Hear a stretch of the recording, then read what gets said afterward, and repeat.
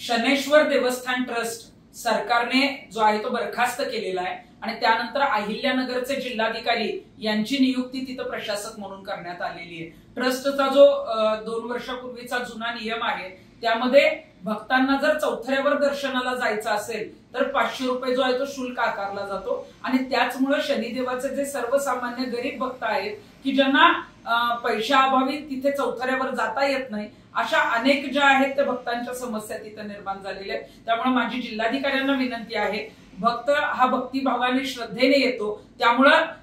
त्यांना जी आहे ती समान संधी दर्शनाची उपलब्ध होणं गरजेचं आहे आणि म्हणूनच हे 500 रुपयाचं जे शुल्क आहे ते निशुल्क करावं आणि सगळ्याच भक्तांना जो आहे तो दर्शनासाठी शनी शिंगणापूरचा चौथरा खुला करावा, अन्यथा या बाबतीत आम्हाला तिथे येऊन आवाज उठवावा लागेल।